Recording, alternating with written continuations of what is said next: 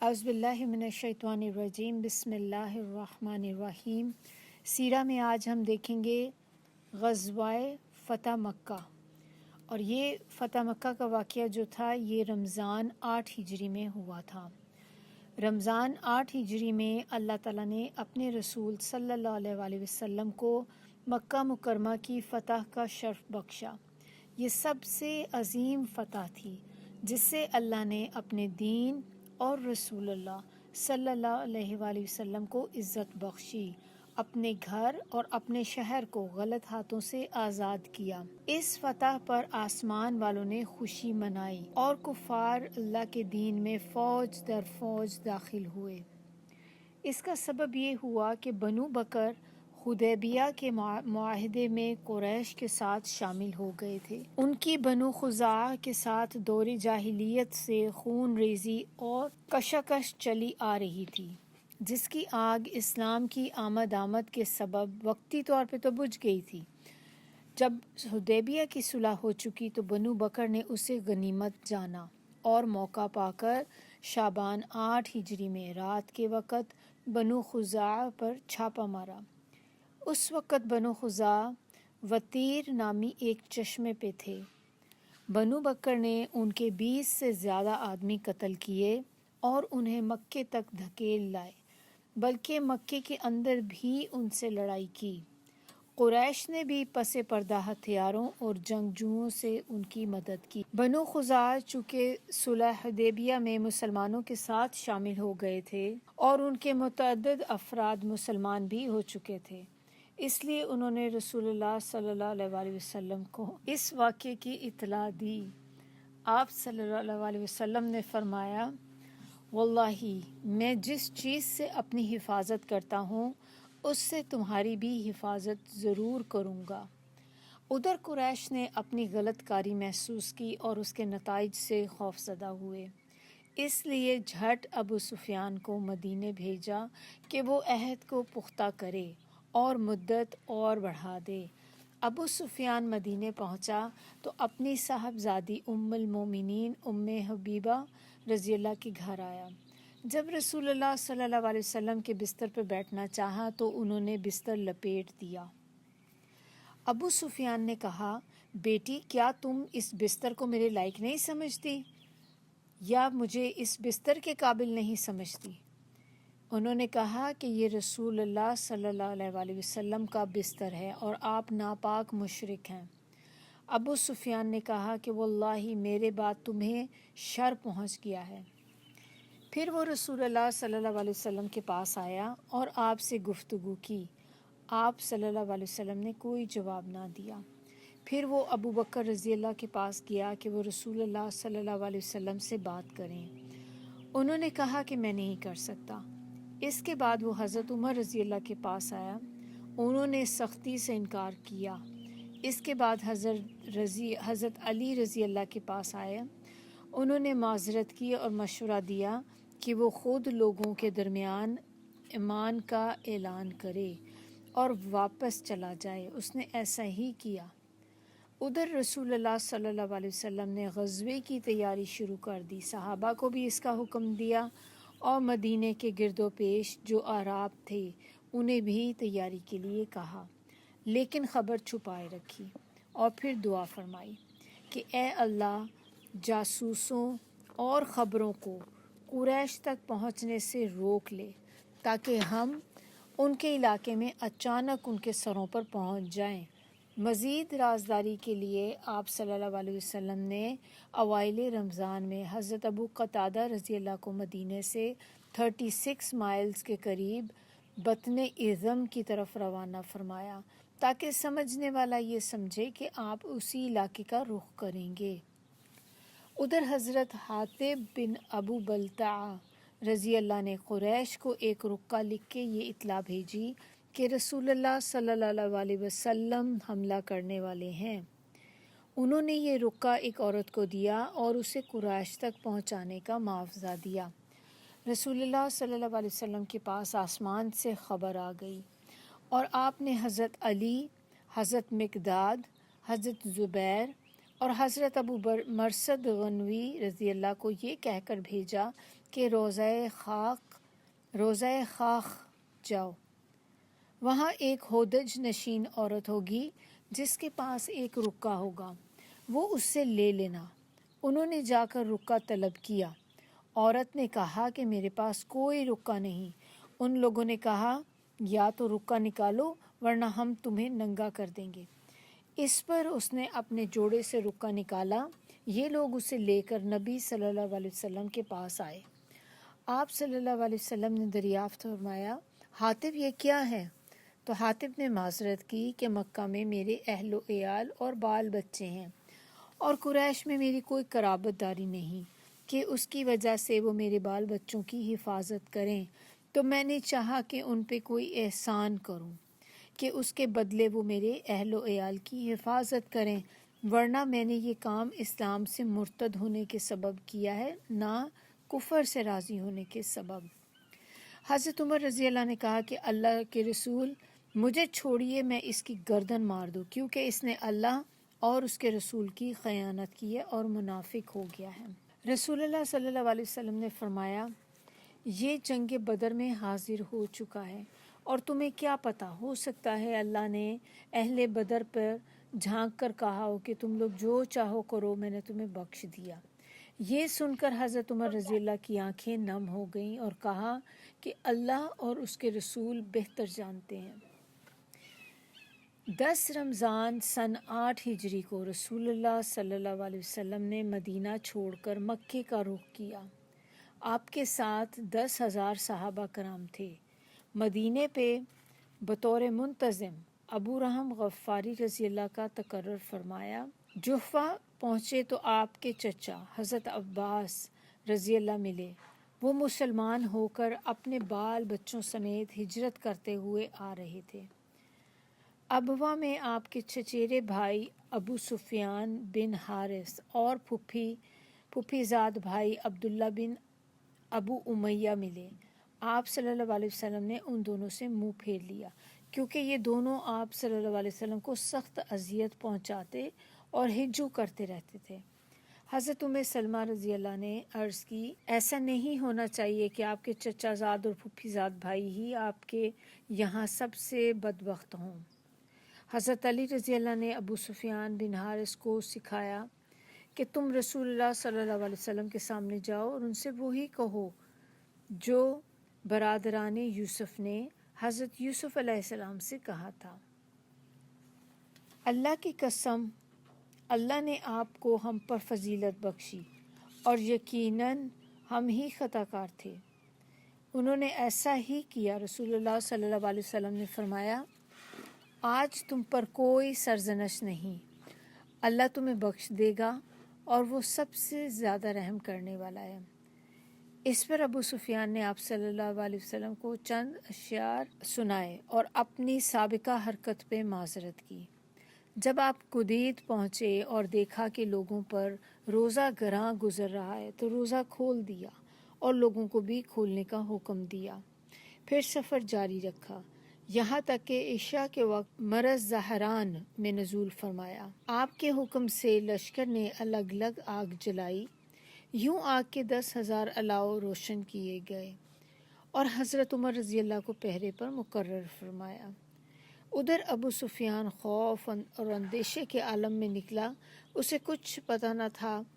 اس کے ساتھ حکیم بن حزام اور بدیل بن ورقہ بھی تھے۔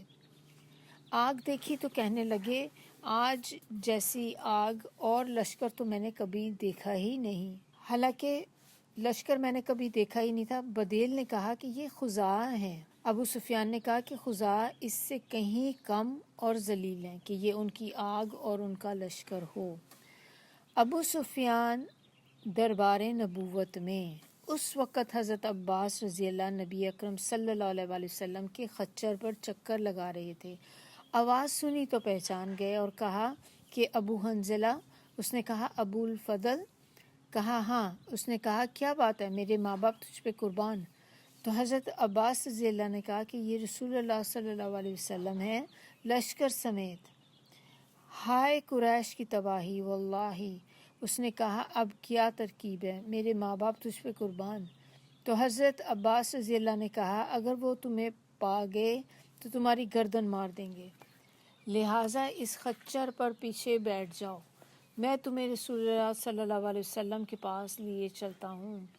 چنانچہ وہ پیچھے بیٹھ گیا۔ اب عمر بن خطاب رضی اللہ کے پاس سے گزر ہوا اور انہوں نے دیکھا تو کہا کہ ابو سفیان، ابو سفیان، ابو سفیان اللہ کا دشمن،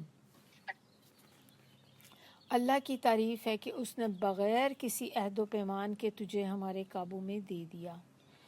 اس کے بعد انہوں نے رسول اللہ صلی اللہ علیہ وسلم کی طرف دوڑ لگائی۔ ادھر حضرت عباس رضی اللہ نے خچر کو ایڑ ماری، چنانچہ وہ رسول اللہ صلی اللہ علیہ وسلم کے پاس پہلے پہنچ گئے، پھر حضرت عمر رضی اللہ داخل ہوئے۔ انہوں نے پہنچتے ہی آپ سے ابو سفیان کی گردن مارنے کی اجازت چاہی۔ حضرت عباس رضی اللہ نے کہا کہ میں نے اسے پناہ دے رکھی ہے، اور رسول اللہ صلی اللہ علیہ وسلم کا سر مبارک پکڑ لیا اور کہا آج رات میرے سوا کوئی اور آپ سے سرگوشی نہ کرے گا۔ حضرت عمر رضی اللہ نے بار بار اجازت چاہی، لیکن رسول اللہ صلی اللہ علیہ وآلہ وسلم خاموش رہے۔ پھر حضرت عباس رضی اللہ سے کہا کہ اسے اپنے ڈیرے پر لے جاؤ، صبح میرے پاس لے آنا۔ پھر جب صبح خدمت نبوی میں حاضر کیا تو آپ صلی اللہ علیہ وسلم نے فرمایا ابو سفیان تم پہ افسوس کہ اب بھی تمہارے لیے وقت نہیں آیا کہ تم جان سکو اللہ کے سوا کوئی الہ نہیں۔ ابو سفیان نے کہا میرے ماں باپ آپ پہ قربان، آپ پہ فدا، آپ کتنے بردبار، کتنے کریم اور کتنے خویش پرور ہیں۔ اگر اللہ کے ساتھ کوئی الہ ہوتا تو اب تک تو میرے کچھ کام آیا ہوتا۔ آپ صلی اللہ علیہ وسلم نے فرمایا ابو سفیان تم پہ افسوس، کیا اب بھی وقت نہیں آیا کہ تم جان سکو کہ میں اللہ کا رسول ہوں؟ تو ابو سفیان نے کہا اس بات کے متعلق تو اب بھی دل میں کچھ نہ کچھ کھٹک ہے۔ اس پر حضرت عباس رضی اللہ نے کہا کہ اس سے پہلے تمہاری گردن مار دی جائے، اسلام لے آؤ۔ چنانچہ ابو سفیان مسلمان ہو گیا اور حق کی شہادت دی۔ حضرت عباس رضی اللہ نے کہا کہ اے اللہ کے رسول، ابو سفیان اعزاز پسند ہے، اسے کوئی اعزاز دے دیجئے۔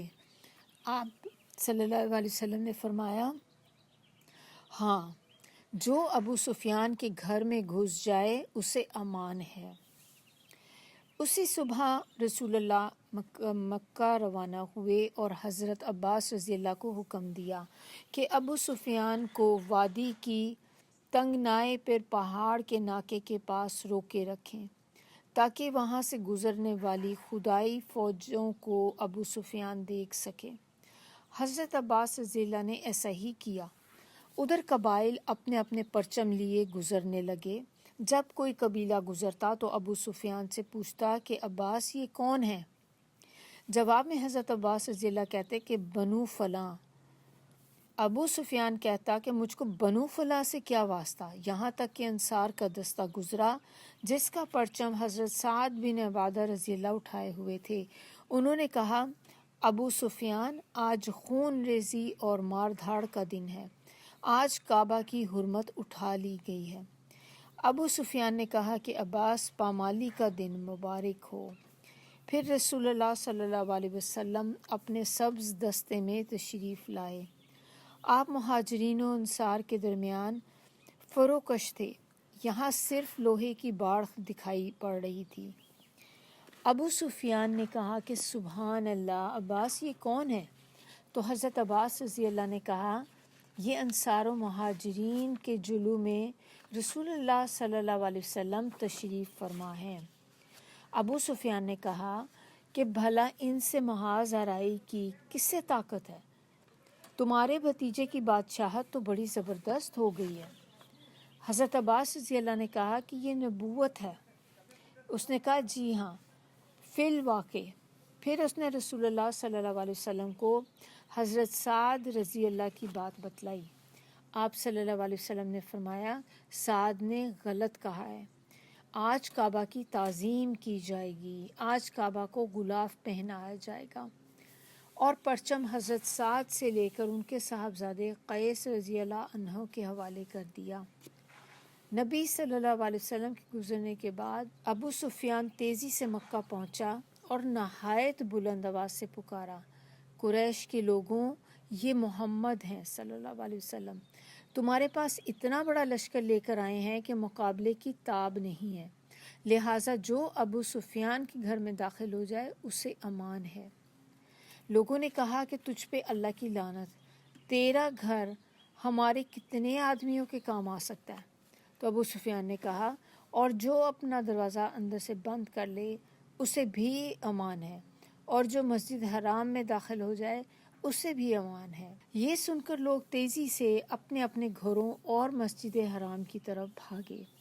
جب رسول اللہ صلی اللہ علیہ وسلم ذی طویٰ پہنچے تو میسرہ کے سپہ سالار حضرت خالد بن ولید کو حکم دیا کہ وہ قدا کے راستے مکہ میں زیری حصے میں داخل ہو، اور کوئی آڑے آئے تو اسے کاٹ کر رکھ دیں، یہاں تک کہ صفا پر آپ صلی اللہ علیہ وسلم سے آ ملیں۔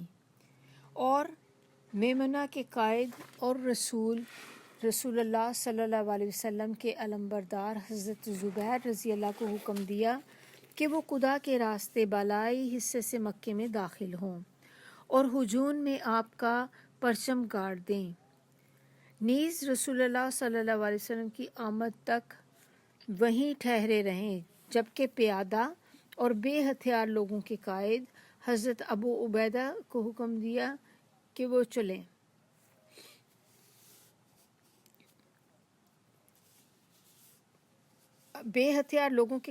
ابو عبیدہ رضی اللہ کو حکم دیا کہ وہ بطن وادی کا راستہ پکڑیں اور مکے میں رسول اللہ صلی اللہ علیہ وسلم سے آگے اتریں۔ اس موقع پر قریش نے خندمہ میں کچھ اوباشوں کو جمع کیا اور کہا کہ اگر انہیں کچھ کامیابی ہوئی تو ان کے ساتھ ہو جانا، اور اگر وہ نہ ہوئی تو پھر جو بھی کچھ مطالبہ کیا جائے گا تو اس کو منظور کر لیں گے۔ جب حضرت خالد رضی اللہ ان کے پاس سے گزرے تو ایک معمولی سی جھڑپ میں ان کے 12 آدمیوں کو کاٹ ڈالا اور باقی بھاگ کھڑے ہوئے۔ اس کے بعد حضرت خالد رضی اللہ مکے کے گلی کوچوں کو روندتے ہوئے کوہ صفا پر رسول اللہ صلی اللہ علیہ وسلم سے جا ملے، البتہ ان کے دستے کے 2 آدمی راستہ بھٹک کر لشکر سے بچھڑ گئے اور مارے گئے۔ ادھر حضرت زبیر رضی اللہ نے ہجون میں مسجد فتح کے پاس جھنڈا گاڑا اور ایک خیمہ نصب کیا جس میں حضرت ام سلمہ اور حضرت میمونہ نے قیام کیا، اور وہیں ٹھہرے رہے یہاں تک کہ رسول اللہ صلی اللہ علیہ وسلم تشریف لائے۔ تھوڑی دیر استراحت فرما رہے، پھر آگے بڑھے۔ اس وقت ابو بکر رضی اللہ آپ کے ہمراہ تھے اور باتیں کر رہے تھے، تو پھر آپ سورہ فتح کی تلاوت کرتے ہوئے مہاجرین اور انصار کے جلو میں مسجد حرام کے اندر داخل ہوئے، حجر اسود کو چوما اور بیت اللہ کا طواف کیا۔ آپ حالت احرام میں نہ تھے۔ اس وقت بیت اللہ کے گرد تقریباً 360 کے قریب آئیڈلز تھے، بت تھے، یعنی کہ آپ صلی اللہ علیہ وسلم ایک لکڑی سے جو آپ کے ہاتھ میں تھی انہیں کچوکے لگاتے جا رہے تھے اور فرماتے جا رہے تھے، حق آ گیا اور باطل چلا گیا، یقیناً باطل جانے ہی والا ہے۔ حق آ گیا اور باطل کی چلت پھرت ختم ہو گئی۔ اس ضرب سے بت اپنے چہروں کے بل گرتے جا رہے تھے۔ جب آپ صلی اللہ علیہ وآلہ وسلم طواف سے فارغ ہوئے گئے تو حضرت عثمان بن طلحہ کو بلا کر ان سے کعبے کی چابیاں لیں اور اسے کھولنے کا حکم دیا۔ پھر اس میں جو بت تھے انہیں نکلوا کر توڑوا دیا اور جو تصویریں تھیں انہیں مٹوا دیا۔ اس کے بعد آپ صلی اللہ علیہ وسلم اسامہ بن زید اور بلال رضی اللہ اندر داخل ہوئے اور دروازہ بند کر لیا۔ پھر دروازے کے مقابل کی دیوار کے رخ سے 3 ہاتھ کے فاصلے پر کھڑے ہو کر اپنے بائیں 1 ستون اور دائیں 2 ستون اور پیچھے 3 ستون کیے اور 2 رکعت نماز پڑھی۔ پھر بیت اللہ میں گھوم کر اس کے اعتراف میں اللہ کی تکبیر و توحید کے کلمات کہے۔ پھر آپ صلی اللہ علیہ وسلم نے دروازہ کھولا۔ قریش مکہ حرام میں صفیں لگائے کھچا کھچ بھرے ہوئے تھے۔ آپ صلی اللہ علیہ وسلم نے دروازے کے دونوں بازو پکڑ کر ایک بلیغ خطبہ دیا جس میں اسلام کے بہت سے احکام بیان کیے، امور جاہلیت کو ساکت کیا اور اس کی نخوت کے خاتمے کا اعلان کیا۔ پھر فرمایا قریش کے لوگوں تمہارا کیا خیال ہے؟ میں تمہارے ساتھ کیا سلوک کرنے والا ہوں؟ انہوں نے کہا کہ اچھا آپ کریم بھائی ہیں اور کریم بھائی کے صاحبزادے ہیں۔ تو آپ صلی اللہ علیہ وآلہ وسلم نے فرمایا آج تم پر کوئی سرزنش نہیں، جاؤ تم سب آزاد ہو۔ پھر نیچے تشریف لائے، مسجد حرام میں بیٹھے، کنجی حضرت عثمان بن طلحہ کو واپس کر دی۔ اسے ہمیشہ ہمیشہ کے لیے لے لو، تم لوگوں سے اسے وہی چھینے گا جو ظالم ہوگا۔ اب اس کے بعد آپ صلی اللہ علیہ وآلہ وسلم صفا پر تشریف لائے اور اتنا دور چڑھے کہ بیت اللہ کو دیکھ سکیں، پھر ہاتھ اٹھا کے دعا کی۔ اس کے بعد لوگوں نے اسلام پر بیعت لی اور ابو بکر رضی اللہ کے والد ابو قحافہ بھی مسلمان ہوئے۔ ان کے اسلام لانے سے رسول اللہ صلی اللہ علیہ وسلم کو بہت خوشی ہوئی۔ پھر مردوں کے بعد آپ صلی اللہ علیہ وسلم نے اس بات پر عورتوں سے بیعت لی اللہ کے ساتھ کسی چیز کو شریک نہ کریں گی، نہ چوری کریں گی، نہ زنا کریں گی، اپنی اولاد کو قتل نہ کریں گی اور اپنے ہاتھ پاؤں کے درمیان سے گھڑ کر کوئی بہتان نہ لائیں گی اور کسی بھلی بات میں آپ صلی اللہ علیہ وسلم کی نافرمانی نہیں کریں گی۔ اس دن بیعت کرنے والی عورتوں میں ابو سفیان کی بیوی ہند بنت عتبہ بھی تھیں اور نقاب اوڑھ کر اور بھیس بدل کر آ گئیں۔ دراصل حضرت حمزہ رضی اللہ کی لاش کے ساتھ انہوں نے جو حرکت کی تھی اس کی وجہ سے انہیں اپنی جان کا خطرہ تھا، اپنی جان کا ڈر تھا۔ جب ان کی بیعت پوری ہو چکی تو انہوں نے کہا کہ اے اللہ کے رسول، روئے زمین میں کوئی خیمہ ایسا نہ تھا کہ جس کا ذلیل ہونا مجھے آپ کے خیمے والوں سے بڑھ کے پسند رہا ہو، اور اب روئے زمین پر کوئی خیمہ ایسا نہیں کہ اس کا عزیز ہونا مجھے آپ کے خیمے والوں سے بڑھ کے پسند ہو۔ رسول اللہ صلی اللہ علیہ وسلم نے فرمایا کہ اس ذات کی قسم جس کے ہاتھ میں محمد صلی اللہ علیہ وآلہ وسلم کی جان ہے، معاملہ بالکل ایسا ہی ہے۔ حضرت عمر بن خطاب رضی اللہ عنہ رسول اللہ صلی اللہ علیہ وسلم کی مجلس سے نیچے بیٹھے ہوئے تھے، لوگ آپ کی بات پہنچا رہے تھے، آپ کی طرف سے بیعت بھی لے رہے تھے، عورتوں سے مصافحے کے بغیر کلام کے ذریعے سے بیعت ہوتی تھی۔ بعض لوگ رسول اللہ صلی اللہ علیہ وسلم سے ہجرت پر بیعت کرنے آئے تو آپ صلی اللہ علیہ وسلم نے فرمایا اہل ہجرت کا اجر لے گئے۔ فتح مکہ کے بعد اب مکہ سے کوئی ہجرت نہیں، البتہ جہاد اور نیت ہے، اور جب تم سے جنگ میں نکلنے کے لیے کہا جائے تو نکل پڑو۔ رسول اللہ صلی اللہ علیہ وسلم نے اس دن کچھ اکابر مجرمین کے خون رائگاں قرار دیے اور حکم دیا کہ اگر وہ خانہ کعبہ کے پردے سے بھی لٹکے ہوئے ہوں تب بھی ان کی گردن مار دی جائے۔ اس کی وجہ سے زمین اپنی کشادگی کے باوجود ان پہ تنگ ہو گئی۔ اب ان میں سے بعض پر تو کلمہ عذاب برحق ہوا اور وہ مارے گئے، اور بعض پر اللہ کی عنایت ہوئی اور وہ مسلمان ہو گئے۔ جو لوگ مارے گئے ان کے نام یہ ہیں: ابو ابن خطل، مقیس بن سبابہ، حارث بن نفیل اور ابن خطل کی لونڈی۔ اور کہا جاتا ہے کہ حارث بن طلحہ الخزاعی اور سعد کو بھی مارا گیا، جبکہ سعد کے بارے میں یہ کہا جاتا ہے کہ وہی ابن خطل کی لونڈی رہی ہوگی، لہٰذا کل 5 یا 6 افراد تھے یہ ٹوٹل جو مارے گئے تھے۔ اب رہے وہ لوگ جنہوں نے اسلام قبول کیا، یعنی کہ جو پہلے تو بھاگ گئے یا چھپ گئے، پھر ان کے لیے امان حاصل کی گئی اور وہ آ کر مسلمان ہو گئے۔ اب ان میں جو تھے وہ یہ تھے: عبداللہ بن سعد، اکرمہ بن ابو جہل، حبار بن اسود اور ابن خطل کی ایک دوسری لونڈی، کل 4 افراد۔ اور کہا جاتا ہے کہ کعب بن زہیر اور وحشی بن حرب۔ وحشی کون تھا؟ وحشی وہ تھا جس نے حضرت حمزہ رضی اللہ کو شہید کیا تھا، اور ابو سفیان کی بیوی ہند بنت عتبہ۔ اور یہ کون تھی؟ ہند جو تھی یہ وہ تھی جس نے حضرت حمزہ کا کلیجہ چبایا تھا۔ کل 7 افراد ٹوٹل 7 لوگ تھے جنہوں نے اسلام کو قبول کیا۔ کچھ اور لوگ اپنی جان کے خوف سے چھپ گئے تھے، حالانکہ ان کے خون رائیگاں قرار نہ دیے گئے تھے۔ ان میں کچھ یہ لوگ تھے: صفوان بن امیہ، زہیر بن ابو امیہ اور سہیل بن عمر۔ پھر بعد میں یہ سب مسلمان ہو گئے، وَلِلَّهِ الْحَمْدُ۔ فتح کی نماز۔ رسول اللہ صلی اللہ علیہ وآلہ وسلم چاشت کے وقت ام ہانی بنت ابو طالب کے گھر میں داخل ہوئے۔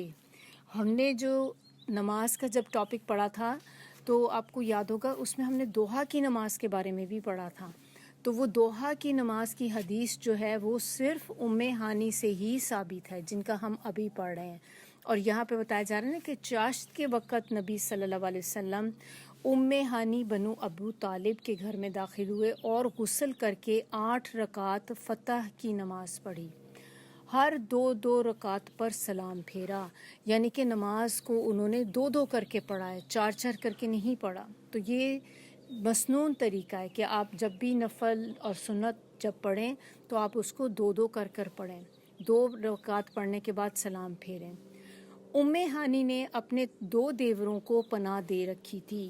حضرت علی رضی اللہ انہیں قتل کرنا چاہتے تھے، تو ام ہانی نے پوچھا تو رسول اللہ صلی اللہ علیہ وسلم نے فرمایا، جسے تم نے پناہ دی ہے اسے ہم نے بھی پناہ دی ہے۔ نماز ظہر کا وقت ہوا تو رسول اللہ صلی اللہ علیہ وسلم نے حضرت بلال رضی اللہ کو حکم دیا اور انہوں نے کعبے کی چھت پر اذان دی۔ یہ غلبہ اسلام کے اعلان کا ہم معنی تھا، اور یہ جس قدر مشرکین کو ناگوار تھا اسی قدر مسلمانوں کے لیے خوشگوار تھا۔ اور یہ مشرکین کو کیوں ناگوار تھا؟ کیونکہ حضرت بلال جو تھے وہ ایک غلام تھے، اور وہ کافی زیادہ ان کے اندر یہ ہوتا تھا کہ وہ پسند نہیں کرتے تھے کہ جو چھوٹے لوگ ہیں، جو غلام لوگ ہیں یا جو غریب لوگ ہیں، کہ وہ کسی بھی طرح سے آگے آئیں۔ تو سب سے پہلی اذان اگر کوئی آپ سے پوچھے کہ سب سے پہلی اذان خانہ کعبہ میں کس نے دی تھی، تو وہ حضرت بلال نے دی تھی۔ اور کون سے موقع پہ دی تھی؟ فتح مکہ کے موقع پر انہوں نے یہ اذان دی تھی۔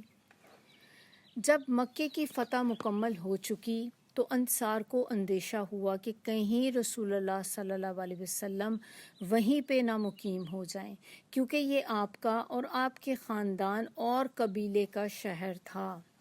اس وقت رسول اللہ صلی اللہ علیہ وسلم صفا پر ہاتھ اٹھائے دعا فرما رہے تھے۔ دعا سے فارغ ہوئے تو فرمایا، اللہ کی پناہ، اب زندگی اور موت تمہارے ساتھ ہے۔ اس سے انصار مطمئن ہو گئے، ان کا خوف جاتا رہا اور وہ خوش ہو گئے۔ البتہ رسول اللہ صلی اللہ علیہ وسلم نے مکے میں 19 ڈیز تک قیام کیا اور اسی دوران آثار اسلام کی تجدید کی، یعنی کہ اس کو ریوائیو کیا، اس کو رینیو کیا، مکے کو آثار جاہلیت سے پاک کیا، نئے سرے سے حرم کے ستون نصب کیے، اور آپ کے منادی نے اعلان کیا، جو شخص اللہ اور آخرت کے دن پر ایمان رکھتا ہو وہ اپنے گھر میں کوئی بت نہ چھوڑے بلکہ اس کو توڑ دے۔ عزا، سوا اور منات کا خاتمہ، یہ 3 بڑے بت تھے مشرکین مکہ کے۔ اب ان کا خاتمہ کب ہوا؟ 25 رمضان کو رسول اللہ صلی اللہ علیہ وسلم نے 30 سواروں کے ساتھ حضرت خالد بن ولید کو عزا اور اس کا بت ڈھانے کے لیے نخلا روانہ کیا۔ حضرت خالد نے جا کر اسے ڈھایا۔ یہ مشرکین کا سب سے بڑا بت تھا، عزا جو تھا ان کا سب سے بڑا بت تھا۔ پھر آپ صلی اللہ علیہ وسلم نے رمضان ہی میں حضرت عمر بن عاص کو سوا نامی بت ڈھانے کے لیے روانہ کیا۔ یہ حذیل کا سب سے بڑا بت تھا۔ اس کا استحان مکے سے شمال مشرق میں تقریباً 150 کلومیٹر کے فاصلے پر رہات نامی مقام پر تھا۔ حضرت عمر نے اسے جا کر ڈھایا اور اس کا مجاور بت کی بے بسی دیکھ کر مسلمان ہو گیا۔ پھر آپ صلی اللہ علیہ وسلم نے سعد بن زید رضی اللہ کو اسی ماہ رمضان میں 20 سوار دے کر منات کی جانب روانہ کیا۔ یہ قدید کے پاس مسلل میں تھا اور یہ کلب خزاعہ، غسان اور اوس اور خزرج کا بت تھا۔ حضرت سعد رضی اللہ نے جا کر اسے توڑ دیا اور بت خانہ جو تھا اس کو ڈھا دیا۔ پھر آپ صلی اللہ علیہ وسلم نے ماہ شوال میں حضرت خالد بن ولید رضی اللہ کو بنو خزیمہ کے پاس تبلیغ اسلام کے لیے بھیجا۔ ان کے ساتھ مہاجرین و انصار اور بنو سلیم کے تقریباً 350 کے قریب لوگ تھے۔ جب انہیں اسلام کی دعوت دی گئی تو انہوں نے کہا اسبعنا سبعنا، ہم نے اپنا دین چھوڑا، ہم نے اپنا دین چھوڑا۔ اس پر حضرت خالد رضی اللہ نے انہیں قتل اور قید کر لیا، اور پھر ایک دن حکم دیا کہ ہر آدمی اپنے قیدی کو قتل کر دے، لیکن حضرت ابن عمر اور ان کے ساتھیوں نے اس حکم کی تعمیل سے انکار کیا اور واپس آ کر نبی صلی اللہ علیہ وسلم سے اس کا ذکر کیا۔ آپ صلی اللہ علیہ وآلہ وسلم نے ہاتھ اٹھا کر دوبارہ کہا، ہاتھ اٹھا کر 2 بار کہا، اے اللہ، خالد نے جو کچھ کیا ہے میں اس سے تیری طرف برات اختیار کرتا ہوں۔ برات کا مطلب ہوتا ہے کسی چیز سے بیزار ہو جانا، بیزاری ظاہر کرنا، کسی چیز کا انکار کرنا۔ پھر حضرت علی رضی اللہ کو مال دے کر بھیجا اور انہوں نے ان مقتولین کی دیت دی اور ان کا جو مال ضائع ہوا تھا اس کا معاوضہ دیا۔ کچھ مال اضافی بچ رہا تو وہ بھی انہی کے لیے چھوڑ دیا۔ اس موقع پر حضرت خالد رضی اللہ نے جو کچھ کیا تھا اس کی وجہ سے ان میں اور حضرت عبد الرحمن بن عوف رضی اللہ میں کچھ سخت کلامی اور بدگمانی ہو گئی تھی۔ جب لوگوں نے واپس آ کر رسول اللہ صلی اللہ علیہ وسلم کو اس کی خبر دی تو آپ صلی اللہ علیہ وآلہ وسلم نے فرمایا، خالد ٹھہر جاؤ، میرے رفقا کو کچھ کہنے سے باز رہو۔ واللہ اگر احد پہاڑ کے برابر سونا ہو پھر تم اسے اللہ کی راہ میں خرچ کرو، تب بھی میرے رفقا میں سے کسی ایک آدمی کی ایک صبح کی تسبیح، ایک صبح کی عبادت یا ایک شام کی عبادت کو نہیں پہنچ سکتے۔ یہاں تک ہی رکھتے ہیں، انشاءاللہ نیکسٹ ٹائم کریں گے غزوہ حنین۔ سبحانک اللہم و بحمدک، نشہد ان لا الہ الا انت، نستغفرک و نتوب الیک۔